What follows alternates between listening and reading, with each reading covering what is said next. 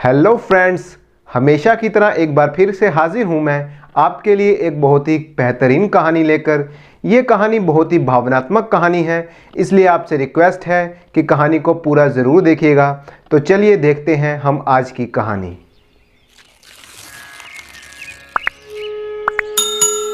आज रक्षाबंधन का दिन था। राधा अपने दोनों भाइयों के घर आई हुई थी। दोनों भाई राधा से छोटे ही थे। दोनों की उम्र लगभग 22 साल और 24 साल होगी। एक भाई का नाम शेखर जो कि बड़ा था और सबसे छोटे भाई का नाम नंदू। अभी किसी की शादी नहीं हुई थी। राधा सबसे बड़ी थी और उसकी शादी सुबोध से 3 साल पहले ही हो चुकी थी। राधा का ससुराल शहर में था। 3 भाई बहनों की माँ तो बचपन में ही चल बसी थी और पिता अभी 2 साल पहले ही भगवान को प्यारे हो गए। लेकिन अपने स्वर्गवास से पहले ही उन्होंने बेटी की शादी की जिम्मेवारी निभा दी थी।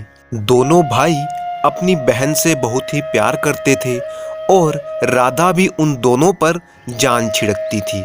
बचपन में माँ की मृत्यु के बाद राधा ही भाई बहनों में सबसे बड़ी थी और राधा ने ही अपने भाइयों को माँ की तरह पाला।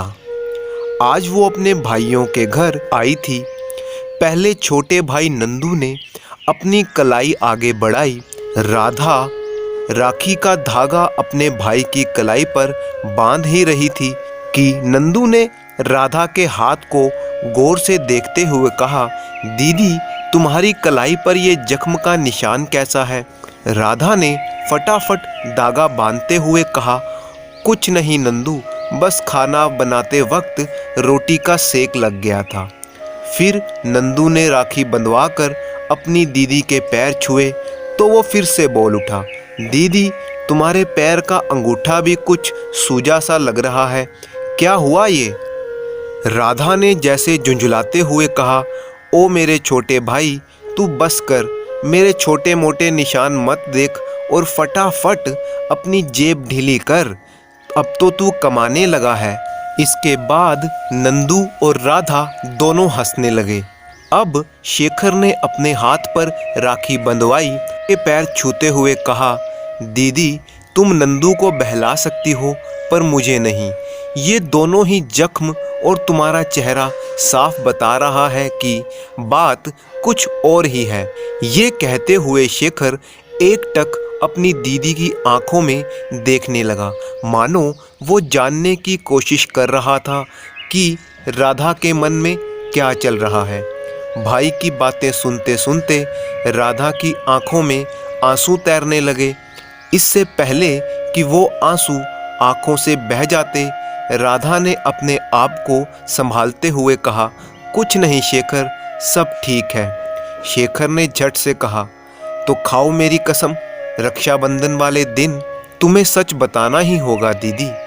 भाइयों की जिद के आगे राधा को हारना ही पड़ा। वो बोली, शेखर कुछ खास नहीं, वो तुम्हारे जीजा जी से कुछ मनमुटाव हो गया था।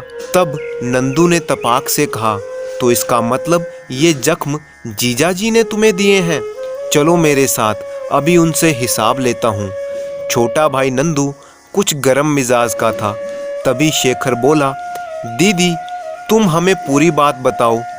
भूल गई, बचपन में तुमने हमें माँ की तरह पाला है और जब भी कभी बाहर हमारी लड़ाई हो जाती थी तो तुम हमसे भी बड़े लड़कों से भिड़ जाती थी हमारी खातिर। आज तुम्हें हमारी ज़रूरत है तो हम पीछे नहीं हट सकते, बताओ पूरी बात। अब राधा की आंखों में से आंसुओं का सैलाब आ चुका था। उसने कहा, सुबोध से शादी करके मैं बहुत खुश थी। शादी के 2 साल तो बहुत ही अच्छे गुजरे, लेकिन पिछले 1 साल से सुबोध कुछ गलत दोस्तों की संगत में आ गया है। वो शराब पीने का आदी हो चुका है। उसकी शराब की लत की वजह से घर में रोज कलेश रहता है। उसकी कमाई का एक बड़ा हिस्सा भी शराब में ही उड़ जाता है। राधा ने आगे कहा कि जब मैंने उसे शराब पीने से रोकना टोकना शुरू किया तो उसने मुझ पर कई बार हाथ उठाया। बोलते बोलते राधा के चेहरे पर गुस्सा झलकने लगा। तभी नंदू बोला, दीदी तुमने उनका हाथ क्यों नहीं मरोड़ दिया, जैसे तुम बचपन में हमारी खातिर लड़कों को पीट दिया करती थी। राधा ने आंसू पोंछते हुए कहा, वो बचपन की बात थी नंदू। शेखर जो थोड़ा ठंडे स्वभाव का था, वो बोला, दीदी आप चिंता ना करें, हम कल आपके घर आते हैं और जीजा जी से बात करेंगे। अगली ही सुबह दोनों भाई राधा के घर पहुंचे। राधा अपने पति के साथ अकेली ही रहती थी।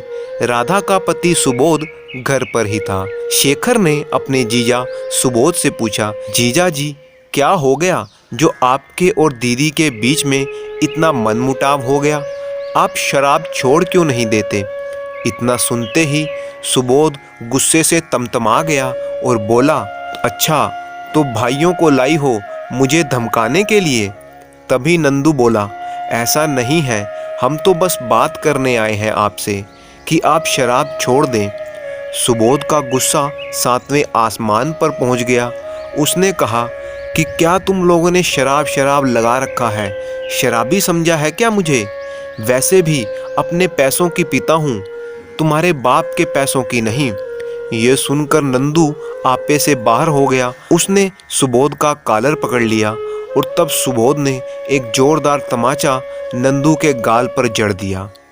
बात को बिगड़ता देख राधा ने अपने भाइयों से कहा, तुम दोनों जाओ यहाँ से, तुम्हें मैं यहाँ बात संभालने के लिए लाई थी, बिगाड़ने के लिए नहीं। शेखर बोला, पर दीदी हम तो सिर्फ बात ही कर रहे थे, गलत शब्दों का इस्तेमाल तो आपके पति ने किया है और तमाचा भी उन्होंने ही मारा है। राधा ने चिल्लाकर कहा, बस तुम जाओ यहाँ से। मन ही मन राधा जानती थी कि सारी गलती सुबोध की ही है। दोनों भाई वहाँ से लौट गए। कुछ दिन इसी तरह से बीत गए। ना तो राधा ने अपने भाइयों की कोई खबर ली और ना ही भाइयों ने राधा की कोई खबर ली। एक दिन शाम के समय घर वापस आते हुए सुबोध शराब के नशे में था और रास्ते में उसका एक्सीडेंट हो गया। एक्सीडेंट बहुत ही भयानक था और उसका बहुत सारा खून बह चुका था। राधा को जब पता चला तो वो बदहवास सी हॉस्पिटल पहुंची, जहां सुबोध को दाखिल किया गया था। डॉक्टर ने कहा कि खून बहुत ज़्यादा बह चुका है, जल्दी से जल्दी खून की ज़रूरत है। और सुबोध का ब्लड ग्रुप ओ पॉजिटिव था और पूरे हॉस्पिटल में ओ पॉजिटिव ब्लड ग्रुप नहीं मिल रहा था। आसपास के कई लोगों से भी पूछा गया, लेकिन ओ पॉजिटिव ब्लड ग्रुप का मिलना बहुत ही मुश्किल हो रहा था। तभी राधा को याद आया कि उसके दोनों भाइयों का ब्लड ग्रुप ओ पॉजिटिव ही है। उसने अपने दोनों भाइयों को हॉस्पिटल बुलवा लिया। नंदू और शेखर ने बिना किसी शिकवे शिकायत के अपना अपना खून सुबोध के लिए दिया। अगले दिन जब सुबोध को होश आया तो उन तीनों भाई बहन की जान में जान आई। होश में आने पर जब सुबोध को पता चला कि जिनको उसने बेइज्जती करके घर से निकाल दिया था, उन्हीं शेखर और नंदू की वजह से वो आज जिंदा है, तो वो बहुत ही शर्मिंदा महसूस कर रहा था। उसने शेखर और नंदू को बुलाकर उनसे माफ़ी मांगी और राधा से भी कहा कि वो अपने बर्ताव के लिए बहुत ही शर्मसार है। सुबोध ने कहा कि अब वो कभी शराब को हाथ भी नहीं लगाएगा। अस्पताल से इलाज करवाकर सुबोध अपने घर पहुंच गया। अब वो बहुत ही सुकून के साथ अपना जीवन राधा के साथ बिता रहा था और एक बार फिर से तीनों भाई बहनों का प्यार पहले की तरह अटूट ही बना हुआ था। तो दोस्तों, इसी तरह की इंटरेस्टिंग कहानियाँ सुनने के लिए चैनल को सब्सक्राइब कर लीजिए। वीडियो को लाइक और कमेंट करना बिल्कुल मत भूलिएगा। आपका कीमती समय देने के लिए बहुत बहुत धन्यवाद।